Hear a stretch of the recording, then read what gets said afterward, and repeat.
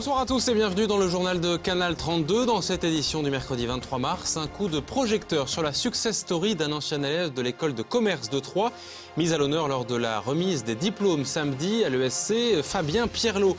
Il a créé la société Coyote qui permet de connaître en temps réel l'emplacement des radars sur les routes.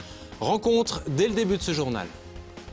La pollution ne vient pas seulement des nuages, mais bien souvent des détritus. Les nettoyeurs bénévoles des voies vertes des Viennes en ont fait l'expérience à nouveau ce matin.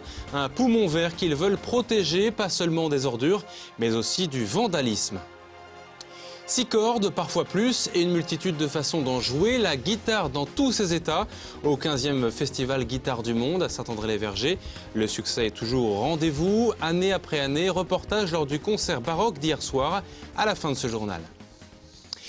Mais d'abord, direction Saint-Lié avec la série des accidents qui continuent dans l'Aube après les voitures et les motos ce matin.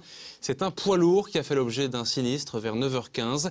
Pour une raison encore indéterminée, le camion qui circulait sur la nationale 19 entre Troyes et Romilly s'est couché sur la voie. À l'arrivée des pompiers et du SAMU, le chauffeur était encore incarcéré dans sa cabine.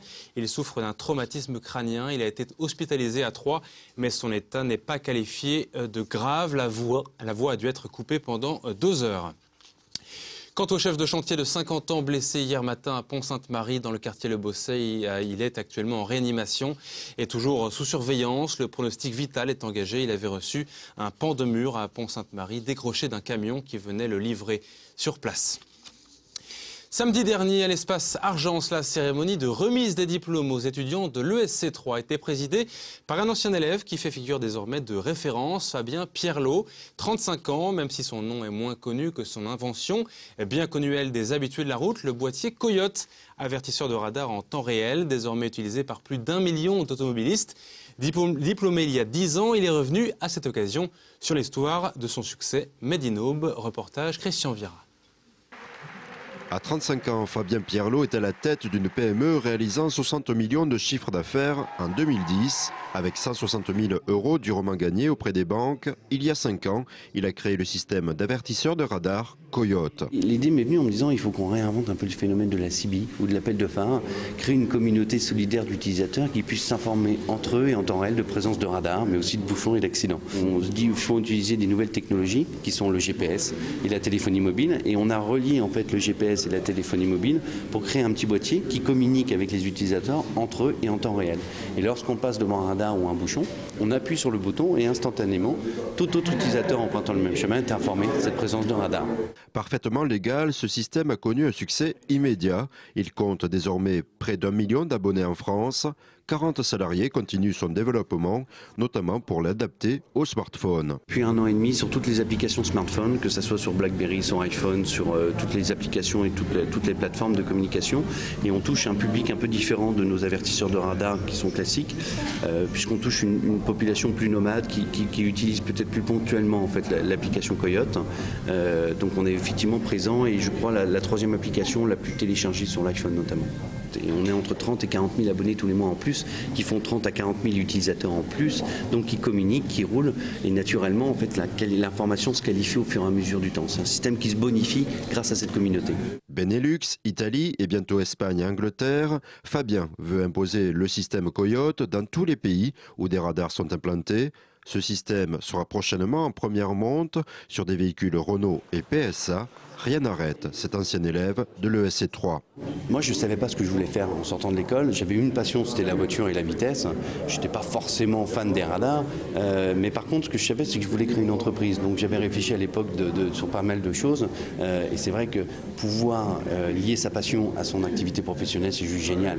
En tant que parrain de la remise des diplômes de l'ESC édition 2010, il a tenu à offrir des systèmes Coyote aux majors de promo, un bon moyen de conforter le succès d'un concept au bois.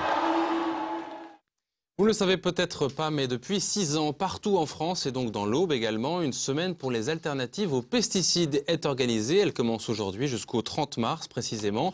Alors que la nature revit cette semaine avec l'arrivée du printemps, la ville de Troyes y participe dans le cadre de sa politique écologique menée sur les espaces verts notamment. Et les progrès sont tangibles en 10 ans. L'objectif zéro pollution des sols a été atteint l'an dernier. Écoutez le chef des espaces verts troyens, Mathieu Perrin. En 2010, le service espace paysager et voirie n'ont pas utilisé de pesticides, uniquement le désherbage thermique, comme je vous l'ai dit tout à l'heure. Et nous, des alternatives à ces pratiques-là. Il reste des vieux stocks entre 150 et 200 kg, je ne sais pas exactement encore. Automatiquement, les herbes poussent un peu plus qu'avant sur les trottoirs. Mais il faut comprendre qu'on est obligé d'avoir un peu cet enherbement pour pouvoir soit venir la désherber, parce qu'on vient désherber avec de la chaleur sur quelque chose qui est en feuille. Et donc c'est un peu une tolérance qui est demandée aussi par rapport à ça. Sur le bord des Viennes, à Saint-André-les-Vergers, Sainte-Savine, le printemps et le soleil ont donné des ailes aux bénévoles de tous âges pour le traditionnel nettoyage de saison. En plus d'admirer les premiers bourgeons et les fleurs jaunes des forsythias, cette chasse aux détritus sur cet axe fréquenté par les promeneurs est également une façon de contrer le vandalisme sur ce poumon vert de l'agglomération troyenne. Reportage Annabelle Millet. Gants, des grappins, des râteaux et de gros sacs poubelles. C'était l'attirail nécessaire ce matin à la vingtaine de nettoyeurs de printemps des Viennes, adultes et enfants. Ce matin, nous sommes là pour contribuer à la biodiversité. Nous nettoyons les Viennes pour que ça ne bouge pas, par exemple, sous les ponts, tout ça, pour ne pas trop polluer la nature, pour la dépolluer même. Le bon sens était du côté des jeunes ce matin car l'opération nettoyage avait, outre la volonté de sensibiliser au respect de son environnement, de montrer une forte présence sur un site souvent dégradé, vandalisé. Nous, ce qu'on se fait à chaque fois qu'il y a des actes de vandalisme et ce que fait le Grand 3 à chaque fois qu'il y a des actes de vandalisme, puisque c'est eux qui gèrent les Viennes, c'est de réintervenir, de réparer et de réparer tout de suite, de manière à montrer qu'il y a une présence, qu'on est là. Le fait de nettoyer, c'est montrer aussi que c'est important et qu'on souhaite conserver ces lieux en parfait état pour tout le monde et de montrer qu'il y a vraiment une présence sur le terrain et contrer justement les actes, je dirais, de vandalisme qui sont de personnes isolées. La fontaine Saint-Martin a été débarrassée de quelques troncs d'arbres de belle taille et le Nago nettoyé de multiples branchages, morceaux de verre et même de vaisselle. On a récupéré plein de choses comme plein de bouteilles et du papier. On a été en bas pour voir ce qu'il y avait dans la Vienne et puis voilà. Du fait qu'on retire des branches, qu'on retire des détritus, ça donne plus de courant, hein, plus de vie. Et tout à l'heure, il y a un ami là, qui a vu des vairons. Donc c'est un bon signe, hein, c'est un bon signe.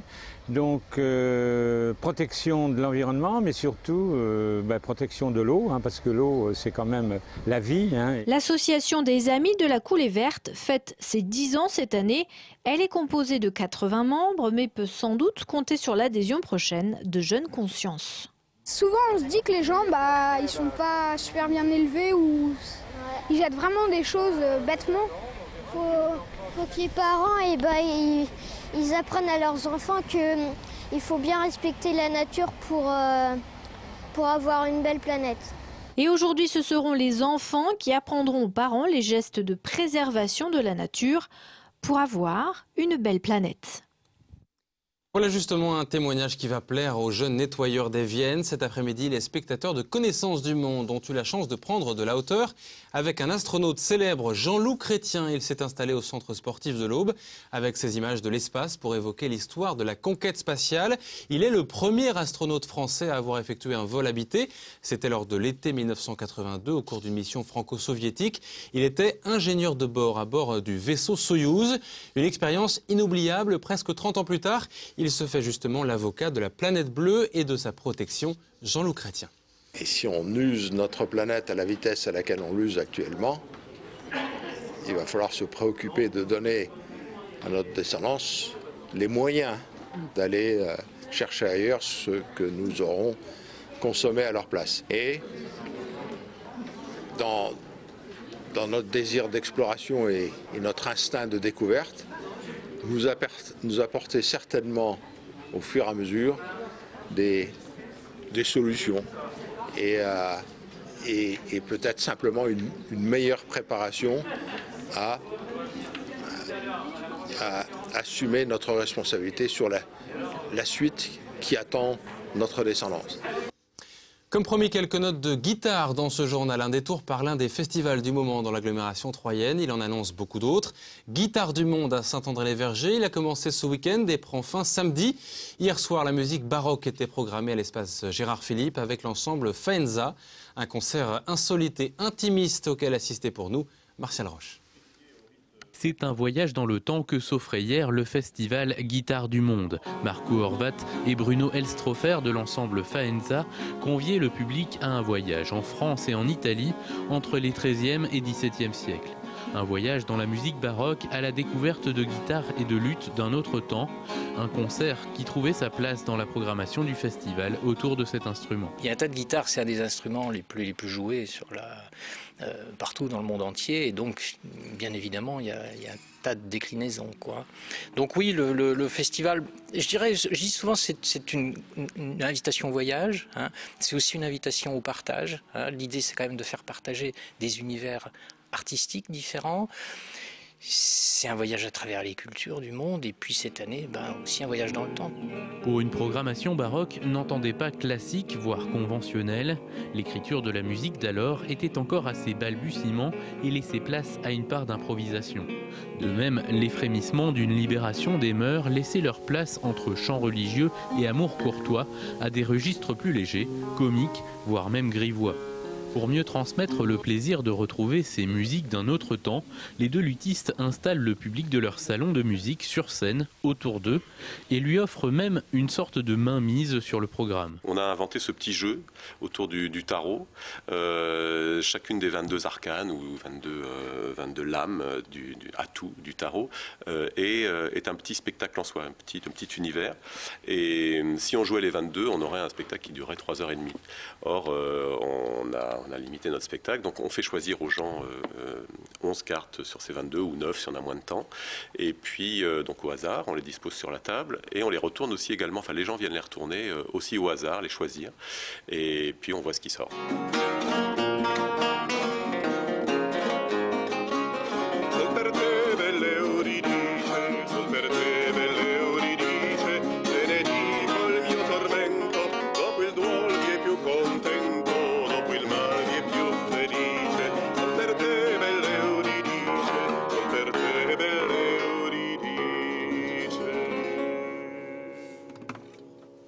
Voilà, si vous en voulez encore, plus d'infos sur le festival Guitare du Monde sur le site internet de la ville de Saint-André. C'est la fin de ce journal, merci de votre fidélité. À suivre le printemps qui continue et on en redemande du ciel bleu comme aujourd'hui. C'est la météo avec Sandra Durupt. Passez une excellente soirée, à demain.